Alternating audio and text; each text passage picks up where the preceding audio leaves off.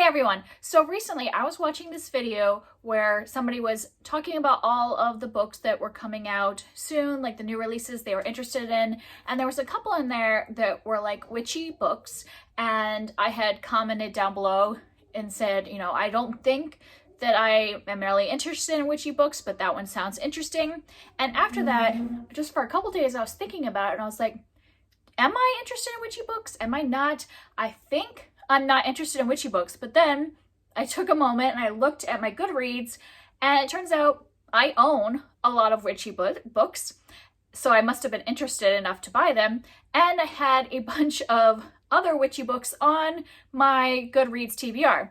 And so I'm like, let's do an experiment this fall season. I know it's not technically fall right now as I'm filming this at the beginning of September, but we are approaching that spooky season where people start reading witch books. And so I'm like, I'm going to experiment this fall, read some witch books from different categories, because there's more than one genre of witch books, and see, do I like them? Do I like certain genre of witch books? And kind of tell you later. I'll probably do a vlog later in the season where I tell you kind of my conclusion. So the purpose of this video is to just show you all of the witch books that I am interested in. So a lot of these are ones I own. I have a few from the library, and there were some new releases that looked interesting. So I'm going to do these in the categories that I was talking about, kind of the genres, and just share with you. I'm obviously not going to read all of these during this spooky season, but I want to read a few at least from each of the categories and let you know which genre of witchy books I like the most, and in general, do I like witchy books? So first up, we have just like straight up fantasy books. Most of these are in like its own made up world. There might be a couple that are in our world, but you would really call them just straight up fantasy books. And I'm not going to go through and give a full synopsis of all of these. I'll just give like a one line of what I think it's about, if I have even know, because I might not have read the entire synopsis. Maybe it was the cover that drew me in or somebody talking about it and I don't remember it, but I won't give like full on synopsis since there's several to talk about. So first I have Akata Witch, and this one I think is a magic school. So this girl I think finds out she's a witch and goes to a school for magic. And then I have The Witch's Heart, and this is a mythology book. This is based off of Norse mythology. So I think Odin and Loki I'm seeing from the back here. So yeah, based in Norse mythology, but has witch in the cover or on the title. So I'm assuming it's about witches. And so some of these might not actually be about witches. I'm just making that assumption. Then I have Witch Hat Atelier, which is a manga series, and I got like the entire series out from the library. I have already read volume 1, and I was kind of like on the fence about it, whether or not I liked it, but I liked it enough that I want to like find out, and people were saying in the comments that it's a really great series and just takes off from that first volume. And then I also have some middle grade fantasy books that fit into this category. I have Castle Hangnail, which is about this young witch that I think like just shows up at a castle to take their vacancy for their castle witch, and so I think she's just trying to figure things out. I have The Thickety, A Path Begins. The Thickety, I think, is the series title, and from what I could tell, it sounds like that our main character, her mother, was accused of witchcraft, so I don't know for sure if she was a witch or if we're going to find out. And I think she finds out more about her heritage, so maybe she is a witch and we find that out. And then we have Cinders and Sparrows, and this one, the very first line in the synopsis says, "In a witch's house, nothing is as it seems." So obviously witches in there. And then I have Foxheart, and this one, I just remember it saying witches in the synopsis. It just says that they have this peaceful land and witches still exist and the powerful king is hunting them. That is all for the like full-on fantasy category. And then next I have the kind of like light fantasy. Some of these might be magical realism. Some might be more of a contemporary family drama, but with just like a little bit of magic put in there. So I have Spellbook of the Lost and Found, and this one I have read the first chapter of, and I think it's going to involve like different teenagers looking for this spell book. And I think that there might be witches. I don't actually know if this one has witches, but I'm just like thinking it probably does. And then I have Practical Magic, which definitely has witches because I've seen the movie. And this is a whole family, several generations of witches. And we're reading this for the fall interreading challenge. So this one is definitely getting read in October. If you want to, I'll link my announcement video down below if you want to join us for this group read.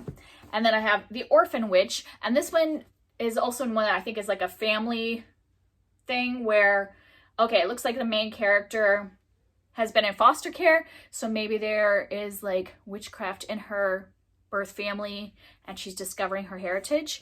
And then we've got a middle grade novel, Love, Sugar, Magic, A Dash of Trouble. And this is about a family of brujas that I think that they deal with baking magic.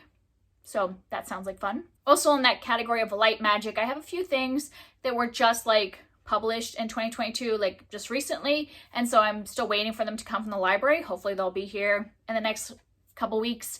And so I have In the Shadow Garden. And this is another one I think is about family, like generations of family that involve being witches.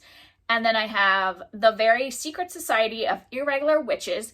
And I think this one might end up being a contemporary romance, but I think it's about a witch that like is asked to come and like teach young witches.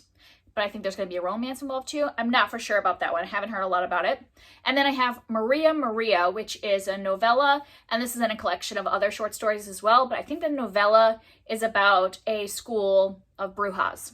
So another magic school. Then my next category is historical fiction. So these are all grounded in actual historical times. Some of them might involve like witch hunts and things like that. So I have The Familiars, and this is taking place in 1612 in England. And I think it's about a woman who is about to have a dangerous childbirth and, you know, asks for this midwife to help her. And then the midwife gets accused of witchcraft. Then I have The Witch of Willow Hall, and this takes place in 1821. And it sounds like this family with 3 daughters is escaping their home and going to this hall. And I think there's going to be secrets about their past. Maybe they're witches.